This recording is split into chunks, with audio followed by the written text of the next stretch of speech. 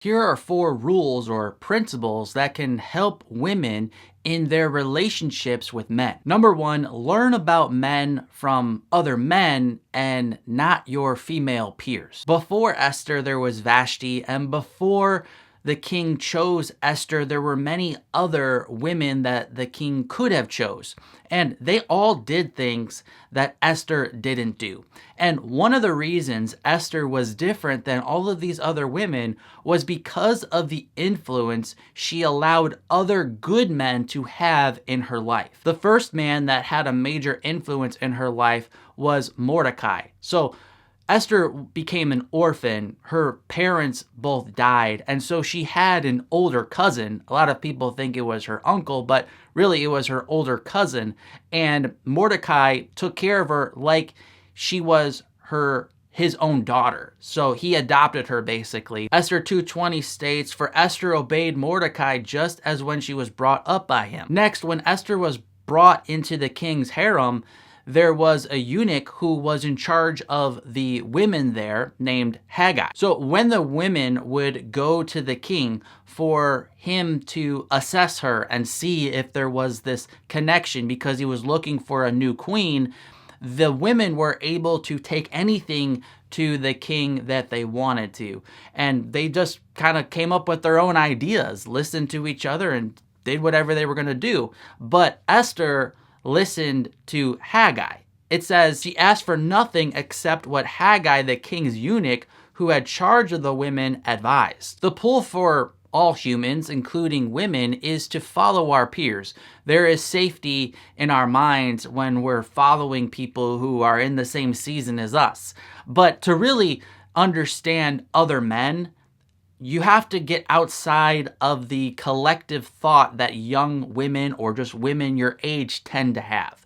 Because women, when they give advice to other women about men, tend to give advice from their woundedness rather than from biblical wisdom. The exception to this is when a woman already has what you hope to have. So, for example, in Titus chapter 2, Paul tells older women to counsel younger women on how to love their husbands.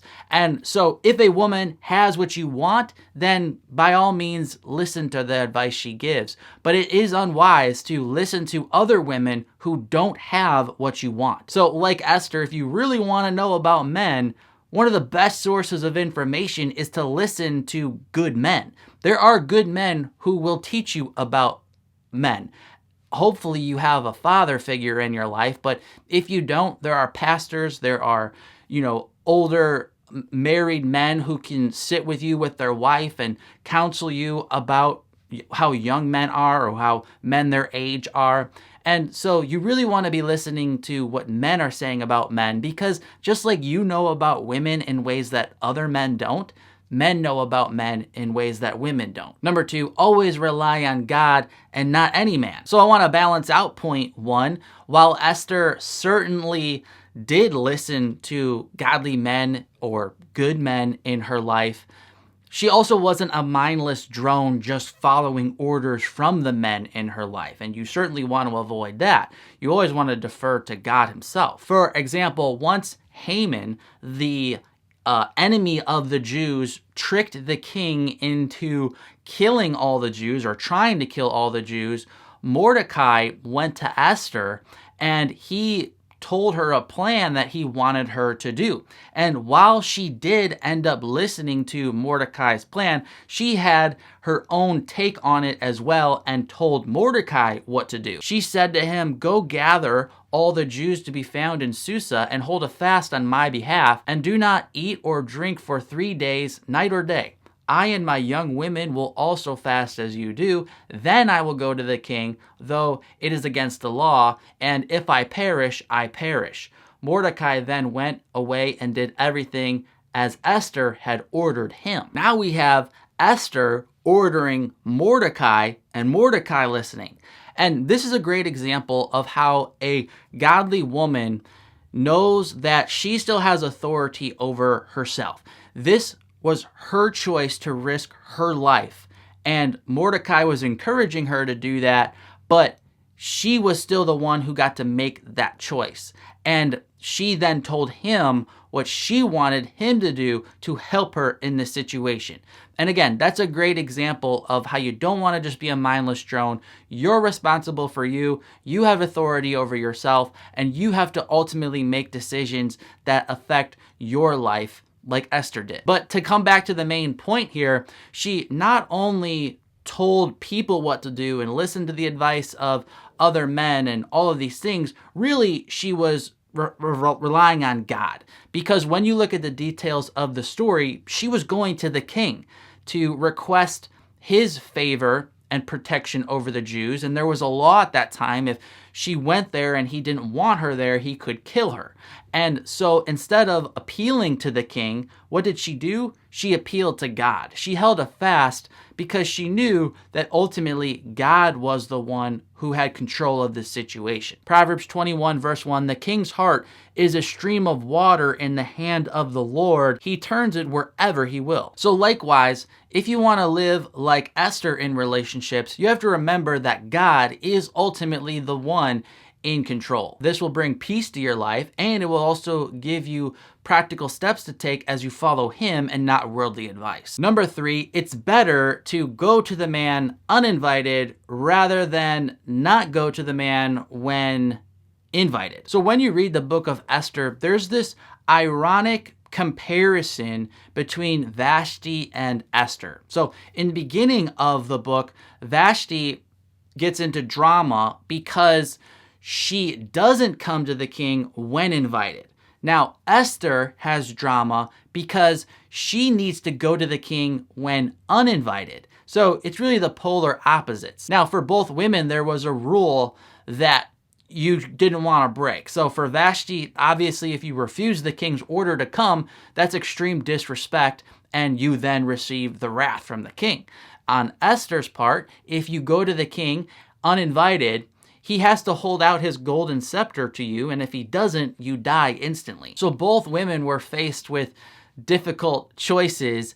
However, it worked out well for Esther and not well for Vashti. And with this idea, we have a principle that emerges when dealing with men. While we all want to be perfect in our relationship timing and in our relationship actions, the reality is that's probably not going to happen. So if you're going to err, it's always better to err on the side of being too encouraging and open about your feelings rather than being too discouraging or closed about your feelings. So a lot of women are very, very concerned with guarding their hearts, as it says in Proverbs 4:23, and that's not bad.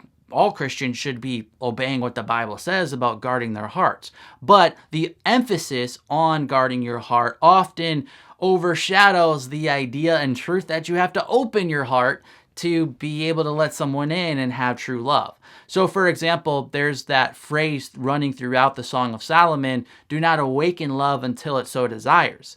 And rightly, many people and women take that and apply it, and they say, well, I got to be patient. I got to slow down. I got to guard my heart so I don't get into a situation that I get hurt in. But that phrase also implies there is a time where you do need to allow love to awaken. It says don't let it awaken until it so desires. And so when the time is there, you do just as much damage to yourself by withholding love and guarding yourself too much than you do by rushing love and not guarding your heart enough. You have to do both. So from a man's perspective, you have to remember that he's the one who is risking rejection up front. Because as we all know, you've probably heard a million times, a man is supposed to pursue. So what you often don't hear is the opposite side of what a woman should do. Because a man pursues doesn't mean a woman does nothing. Rather, it means she needs to be inviting and encouraging and respond positively when he does pursue. Because again, he's risking rejection, and if he feels rejected and not rewarded for the risk he's taking to start the initial pursuit, then he's not going to keep pursuing. He'll feel offended or unloved, and nobody wants to be with someone where the feelings aren't mutual. So all that to say, be more like Esther and not like Vashti. And number 4, submit to God's timing and wait for him to do what only he can do. Timing is really the crux issue so much in relationships and with stress and what should I do or what should I not do. And throughout the book of Esther, there's this theme of God being in control of the timing. When Mordecai is counseling Esther to help the Jews, he says, "And who knows whether you have not come to the kingdom for such a time as this." When Haman was trying to kill Mordecai, God wouldn't let the king sleep. He just so happened to pull out the book of memorable deeds, and he was reminded of how Mordecai exposed a plot against the king's life. So just as Haman was planning to kill Mordecai, the king ordered Haman to honor Mordecai. Additionally, Haman had just built gallows for Mordecai to be hanged on.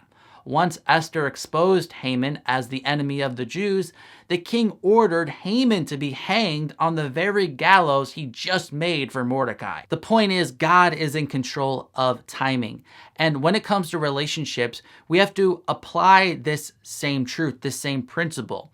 When a door is closed, don't rush into the closed door. When a door is open, don't delay walking through that open door. If God is showing you the right timing, then follow God in the timing. Here's a playlist of videos about relationships that I created by going through the book of Ruth. Each chapter I create a video pulling out the principles and then applying them to relationships for men and women. I'm Mark from ApplyGodsWord.com. Until next time, God bless.